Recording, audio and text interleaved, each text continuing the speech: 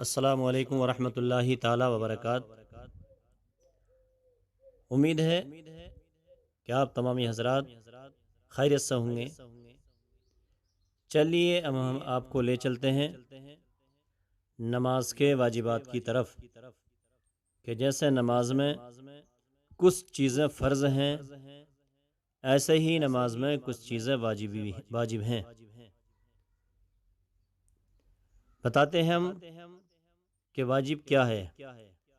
تو واجب وہ فعل ہے کہ اس کو جان بوجھ کر چھوڑنا گناہ، اور نماز میں قصداً چھوڑنے سے نماز کا دوبارہ پڑھنا ضروری ہے، اور بھول کر چھوٹ جائے تو سجدہ سہو لازم ہوتا ہے۔ حضرات اب بتاتے ہیں کہ واجبات نماز کیا کیا چیزیں ہیں۔ نماز میں یہ چند چیزیں واجب ہیں۔ تکبیر تحریمہ میں لفظ اللہ اکبر ہونا، یہ نماز میں واجب ہے۔ الحمد شریف پڑھنا، یہ نماز میں واجب ہے۔ فرض کی پہلی 2 رکعتوں میں، اور نفل سنت اور وتر کی ہر رکعت میں الحمد شریف کے ساتھ سورت یا 3 چھوٹی آیت کا ملانا، یہ بھی واجب ہے۔ فرض نماز میں 2 پہلی رکعتوں میں قرأت کرنا واجب۔ الحمد شریف کا سورت سے پہلے ہونا، یہ بھی واجب ہے۔ ہر رکعت میں سورت سے پہلے ایک ہی بار الحمد شریف پڑھنا، یہ واجب۔ الحمد شریف اور سورت کے درمیان کسی اجنبی کا فاصل نہ ہونا۔ قرأت کے بعد فوراً رکوع کرنا، یوں ہی کھڑے نہ رہنا، قرأت کے بعد فوراً رکوع کرنا واجب۔ سجدے میں دونوں پاؤں کی 3 انگلیوں کا پیٹ زمین پر لگنا واجب۔ سجدے میں دونوں پاؤں کی 3 انگلیوں کا پیٹ زمین پر لگنا واجب۔ دونوں سجدوں کے درمیان کوئی ایسا رکن نہ ہونا جو فصل کر دے، یعنی رکن فاصل کا نہ ہونا، یہ بھی واجب ہے۔ تعدیل ارکان، یہ بھی واجب ہے۔ قومہ یعنی رکوع سے سیدھا کھڑا ہونا، یہ بھی واجب ہے۔ جلسہ، دونوں رکوع کے درمیان بیٹھک، یعنی دونوں سجدوں کے درمیان سیدھا بیٹھنا جلسے کا مطلب ہے، یہ واجب ہے۔ پہلے قاعدے میں تشہد کے بعد کچھ نہ پڑھنا، یہ بھی واجب ہے۔ ہر قاعدے میں پورا تشہد پڑھنا، یہ بھی واجب ہے۔ لفظ السلام دوبارہ سے کہنا، 2 بار کہنا، یا السلام علیکم ورحمۃ اللہ، السلام علیکم ورحمۃ اللہ، 2 بار کہنا واجب۔ وتر میں دعائے قنوت کا پڑھنا واجب، اور قنوت کی تکبیر کا کہنا واجب۔ عیدین کی 6 تکبیریں، یہ بھی واجب ہیں۔ عیدین میں دوسری رکعت کی تکبیر، رکوع اور اس تکبیر کے لفظ اللہ اکبر ہونا، یہ بھی واجب ہے۔ یعنی عیدین میں، عید کی نمازوں میں دوسری رکعت کی تکبیر، رکوع اور اس تکبیر کے لیے لفظ اللہ اکبر کا ہونا، یہ واجب ہے۔ ہر جہری نماز میں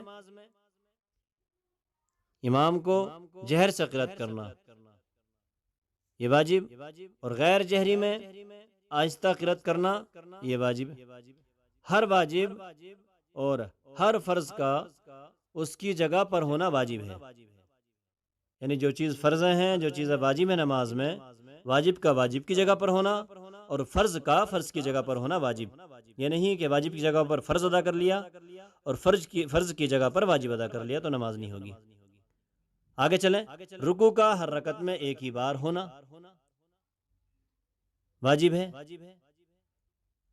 سجدوں کا 2 ہی بار ہونا ایک رکعت میں واجب ہے۔ دوسری رکعت سے پہلے قاعدہ نہ کرنا، یہ واجب ہے۔ اور 4 رکعت والی میں تیسری رکعت پر قاعدہ نہ ہونا یہ واجب ہے۔ اگر نماز پڑھتے ہوئے آیت سجدہ آ گئی اور اس کو پڑھ لیا تو سجدہ تلاوت کرنا واجب،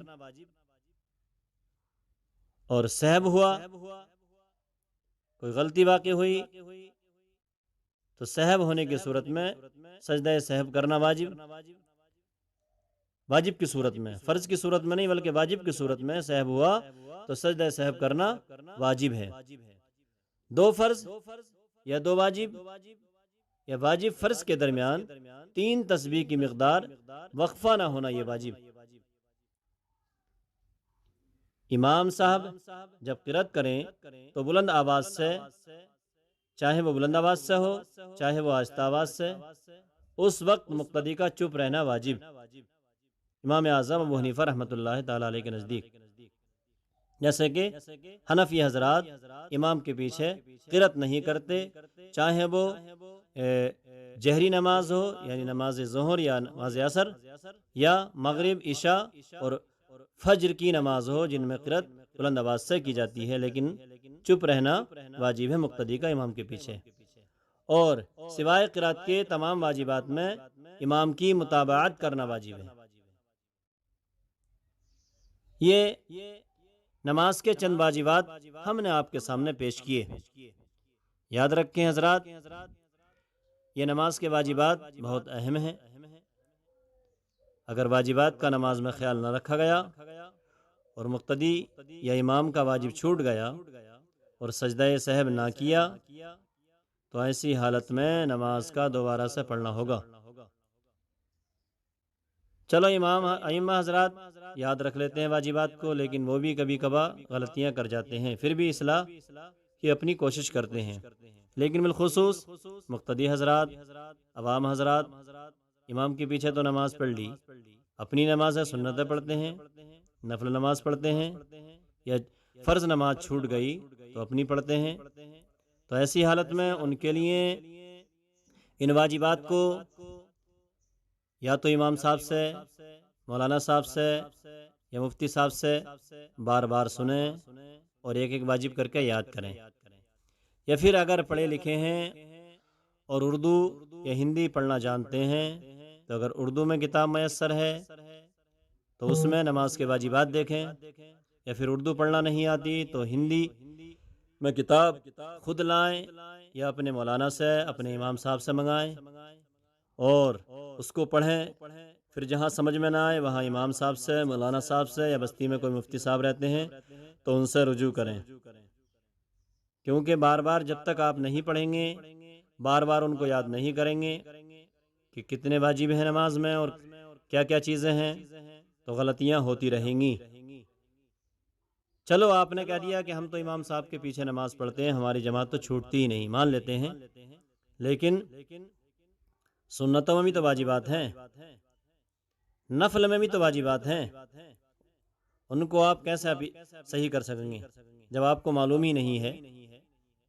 تو یوں ہی جیسے دوسروں کو دیکھا پڑھتے رہیں گے، پتہ ہی نہیں لگے گا کہ کون سا واجب کس جگہ پر ہے، فرض کس جگہ پر ہے، میں نے کون سا واجب چھوڑ دیا، کہاں میری نماز میں کمی واقع ہو گئی۔ اور یہ اماموں کے لیے بھی ضروری ہے اور مقتدیوں کے لیے بھی واجبات کا جاننا ضروری ہے۔ لہٰذا کتاب آپ خود لائیں یا مولانا صاحب سے، عالم صاحب سے، مفتی صاحب سے منگائیں اگر آپ کے پاس ٹائم نہیں ہے، اور آپ اسے پڑھیں۔ اگر گھر میں پڑھنے کا ٹائم نہیں ہے تو امام صاحب کے پاس ان کے کمرے میں کتاب رکھ دیں اور وہیں 10-15 منٹ یا 20 منٹ، آدھا گھنٹہ، جتنی بھی آپ کے پاس گنجائش ہے وقت میں دیں اور اس کو بار بار پڑھیں اور یاد کر لیں، ازبر کر لیں ان کو خوب، تب جا کر واجبات یاد ہوں گے۔ لیکن سہارا مولانا صاحب کا یا عالم صاحب کا یا مفتی صاحب کا لینا ہوگا، کیونکہ کتابوں میں سب کچھ لکھا ہوا ہے، لکھے ہوئے ہونے کے باوجود جب امام لوگ غلطی کر دیتے ہیں، ہو جاتی ہے ان سے، تو وہ شخص جو عالم نہ ہو، جس نے 9 سال عالم کا کورس نہ کیا ہو، اس سے تو غلطی ہونا ضروری ہے سمجھنے میں۔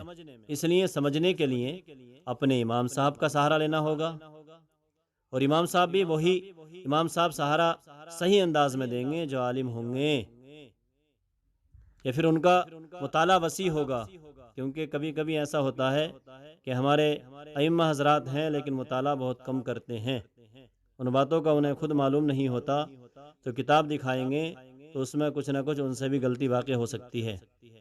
اس لیے آپ مولانا لوگوں سے، اپنے ائمہ سے، امام حضرات سے رجوع کریں اور کتاب دکھا کر اگر سمجھ میں نہ آئے تو اس مسئلے کا حل تلاش کریں، اور ان واجبات کو بار بار پڑھ کے ایک مرتبہ سے نہیں ہو کام چلے گا، یاد ہی نہیں ہوں گے، 2 مرتبہ پڑھنے سے کام نہیں چلے گا، اگر زبانی یاد بھی ہو گئے تب بھی بار بار کتاب کو دیکھنا پڑے گا، تب جا کر یہ نماز کے واجبات آپ کو یاد ہو سکیں گے، اور نماز میں آپ ان کی رعایت کر سکیں گے، اور رعایت کرنے کے بعد نماز پڑھ سکیں گے، ورنہ نماز بڑی اہم چیز ہے حضرات، واجبات چھوٹ گئے اور واجبات چھوٹتے رہے تو جس نماز کا اعادہ ضروری تھا، دہرانا ضروری تھا، وہ نمازیں آپ کی فوت ہوتی رہیں۔